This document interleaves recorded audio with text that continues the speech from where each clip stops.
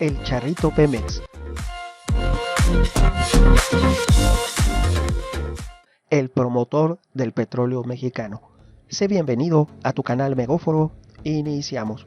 Buenos días, amigos. Han de saber que cuando se nacionaliza el petróleo por Lázaro Cárdenas, en ese momento surge un promotor exclusivo de esta nueva paraestatal. Es el llamado Charrito Pemex. Él era un hombre de carne y hueso y se llamaba Álvaro Sánchez Sotelo, el cual nació en Salamanca, Guanajuato. Era un hombre de poco más de 1 metro de altura, con una deformidad remarcada en sus piernas que parecía que se había bajado de un caballo sin darse cuenta. Para muchos en la actualidad sería un estereotipo irregular, no muy adecuado, de un mexicano promedio, lo cual hoy no sería aceptado, pero en ese momento se eligió como el símbolo de la nueva paraestatal. He aquí la historia de Petróleos Mexicanos en relación al Charrito Pemex, un personaje que hoy en día casi nadie recuerda.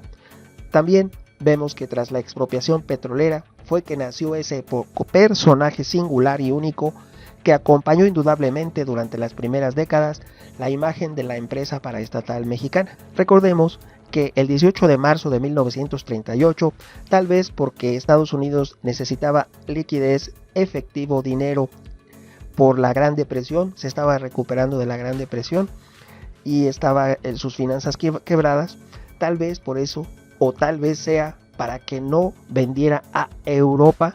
Sabemos lo que pasó durante la Segunda Conflagración Mundial, la Segunda Guerra Mundial, para que México no pudiese vender a países como Alemania, como Italia o como Japón petróleo.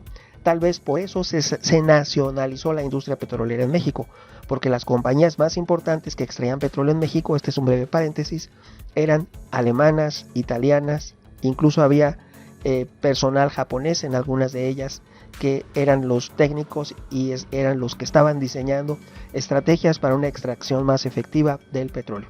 En ese momento había 17 empresas extranjeras principalmente que extraían petróleo de mares y tierras del territorio mexicano. Lázaro Cárdenas recibe la aprobación de parte de Estados Unidos. No sabemos si Estados Unidos necesitaba esa liquidez porque se pagó prácticamente 9 veces más. Estaban quebradas las compañías norteamericanas, no así las otras. A las otras no se les pagó nada, no se le pagó nada a las alemanas, a las italianas. Sin embargo, a las que estaban quebradas, que en lugar de valer tenían deuda, se les pagó 9 veces el valor que se consideró tenían. 9 veces más, o sea, gigantescamente, porque se absorbió la deuda y todo lo demás. Ahora bien, regresando a esto del Charrito Pemex, pues bueno, la causa y la consecuencia es que se da la nacionalización petrolera por una u otra razón, y así el 18 de marzo de 1938 se piensa, después de hacer efectiva esa medida, en los meses posteriores, de qué manera se podía promocionar una identidad mexicana a la nueva paraestatal, y se decidieron, se fueron porque un singular mexicano que representase a la generalidad de los mexicanos en ese momento histórico, porque estamos en el siglo XX, en 1938, tenía que ser un charro mexicano. Entonces se eligió a este singular personaje. Recordemos que primero vino la creación de Pemex y tiempo después se colocó el alegre dibujo de un charrito con las piernas arqueadas en uno de los productos estrella de la paraestatal mexicana, inicialmente en el queroseno. Después tú lo podías ver en todas las estaciones de combustible a lo largo y ancho de la República Mexicana. El queroseno en ese momento era el combustible por excelencia para quinqués y estufas de la época. En ese momento no estaba difundida el consumo de gas doméstico. La mayoría de las personas cocinaba con leña, los más pobres, y los de clase media o más adinerados tenían quinqués y estufas de la época a base de queroseno. El gas era muy escaso, casi nadie tenía gas en su domicilio. Tampoco la electrificación era completa, solamente era en las principales ciudades. Era todo muy diferente a como se piensa hoy en día. Sin embargo, México contaba con la red ferroviaria heredada de Porfirio Díaz, la más grande de América Latina y la más efectiva, que sin embargo también en ese momento histórico, cuando gobernó Lázaro Cárdenas, se nacionalizan los ferrocarriles, se nacionaliza la Comisión Federal de Electricidad y se nacionaliza el petróleo, y surgen los monopolios pulpos gigantescos, obesos, dinosauricos, que son los sindicatos que gobiernan a México hoy en día. Sin embargo, el Charrito Pemex, como un ejemplo claro de una soberanía y de una marcada soberanía y de una exaltación de la independencia mexicana en relación a su petróleo, surge como un emblema y un símbolo nacional. El Charrito Pemex de carne y hueso. Aquí es cuando, en ese momento, se conoce que Álvaro Sánchez Sotelo En él se basa el diseño y la propaganda del nuevo producto mexicano, el queroseno y las estaciones de combustible. Dicen que el charrito Pemex contaba con un sueldo de la paraestatal, él recibía sueldo de parte de Pemex, otros más que solo le pagaban por cada aparición en público. Sin embargo, estas versiones podrían no ser ciertas, porque en la década de los 80 muchos aseguraron, del siglo XX, de los 80 del siglo XX, aseguraron haberlo visto vestido de charro, enquistado en el pasado de su fama, y que en ese momento, ya para 1980, lo vieron mendigar por unas monedas en las inmediaciones de la avenida Juárez de la Ciudad de México. Por lo tanto, fue un sinónimo de la nacionalización petrolera, pero cayó en decadencia, y ya para la década de los 80 algunos dicen que mendigaba en las calles de México. Muy lamentable el suceso, pero en un inicio sirvió para exaltar la mexicanidad independiente y como un símbolo nacional. Te diré que sobre este personaje se hizo tan popular que se le decía a las personas: tú pareces un charrito Pemex. Eso fue hasta los años 50, que era muy común comparar a las personas, a los jinetes, a algunos mexicanos, les decían: pareces charrito Pemex. Era algo que se decía coloquialmente.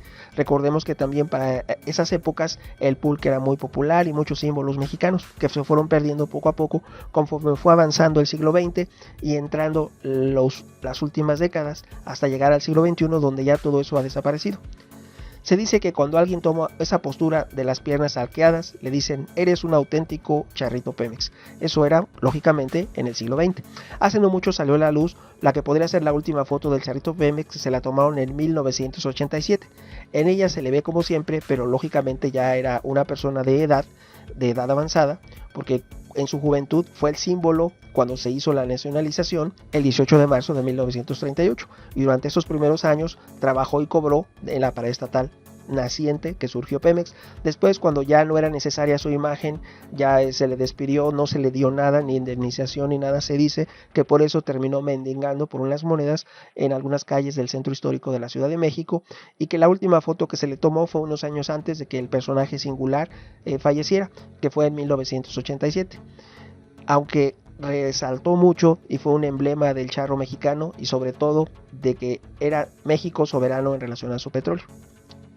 Este singular personaje falleció en 1990 en la absoluta y rotunda pobreza, sin pensión y sin ninguna aportación adicional. El charrito Pemex, se dice, fue obrero de la refinería de Riama y representó a Petróleos Mexicanos por su simpática y singular figura. Él era de baja estatura y de piernas arqueadas. Fue lo que lo hizo una botarga ideal en aquellos tiempos, un emblema, un símbolo. Fue escogido para tomar el emblema del charrito Pemex de la antigua paraestatal de Petróleos Mexicanos.